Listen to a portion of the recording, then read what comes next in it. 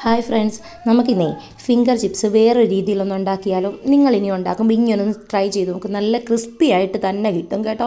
അപ്പോൾ നോക്കാം. അതിനായിട്ട് ഞാൻ വേവിച്ച നമ്മുടെ ആവശ്യത്തിനുള്ള കിഴങ്ങ് എടുത്തിട്ടുണ്ട്. അത് ഒന്ന് ഉടച്ചെടുത്ത ശേഷം അതിലേക്ക് ഉപ്പും കുറച്ച് മുളക് ക്രഷ് ചെയ്തിട്ടതും മഞ്ഞൾപ്പൊടിയും ഇച്ചിരി മുളക് പൊടി, അത് കളറിന് വേണ്ടിയാണ്. ഇത്ര ഇട്ടിട്ട് അതിലേക്ക് കോൺഫ്ലവറാണ് ഞാൻ യൂസ് ചെയ്യുന്നത്. കോൺഫ്ലവർ കുറേശ്ശെയായിട്ട് ഇട്ട് കൊടുത്തിട്ട് നമ്മുടെ ചപ്പാത്തിയുടെ പരുവത്തിലൊന്ന് കുഴച്ചെടുത്തിട്ടുണ്ട്. ഇനി അതിനെ നമുക്ക് ആ കോൺഫ്ലവർ തന്നെ ചെറുതായിട്ടൊന്ന് തൂവി കൊടുത്തിട്ട് ഒന്ന് സ്ക്വയർ ഷേപ്പിൽ ഞാൻ പരത്തിയെടുക്കുന്നുണ്ട്. നിങ്ങൾക്ക് ഇഷ്ടമുള്ള രീതിയിൽ കട്ട് ചെയ്തെടുക്കാം. ഞാൻ കാണാനൊരു ഭംഗിക്ക് വേണ്ടിയിട്ട് കുറച്ച് നീളത്തിൽ കട്ട് ചെയ്തെടുക്കാൻ വേണ്ടിയിട്ടാണ് സ്ക്വയർ ഷേപ്പിൽ എടുക്കുന്നത്.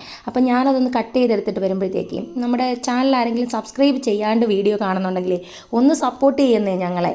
എന്നിട്ട് ആ ബെല്ലൈക്കൺ കൂടി ഒന്ന് അമർത്തിക്കോ കേട്ടോ. എന്നാലേ ഞാൻ അടുത്ത വീഡിയോ ഇടുമ്പം അതിൻ്റെ നോട്ടിഫിക്കേഷൻ വരത്തുള്ളൂ. ഞാനെല്ലാം നമുക്ക് സിമ്പിളായിട്ട് ചെയ്യാവുന്ന കാര്യങ്ങളാണ് കൂടുതലും വീഡിയോ ചെയ്യാറ്. നിങ്ങൾക്ക് ഉപകാരപ്പെടും, ഉറപ്പാണേ.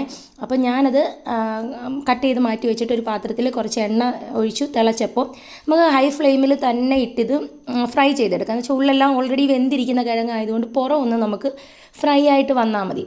അങ്ങനെ ഞാനതെല്ലാം തിരിച്ചു മറിച്ച് വിട്ട് മൂപ്പിച്ചെടുക്കുവാണേ. അപ്പം ഉള്ള് ഒരുപാട് കട്ടിയാവണ്ട, അതുകൊണ്ടാണ് ഹൈ ഫ്ലെയിമിൽ ഇടാൻ പറഞ്ഞത്. അപ്പോൾ പുറം നല്ല ക്രിസ്പി ആയിട്ട് കിട്ടിയിട്ടുണ്ട്. നിങ്ങൾക്ക് ടൊമാറ്റോ കെച്ചപ്പിൻ്റെയൊക്കെ കൂടെ ഉപയോഗിക്കാം കേട്ടോ.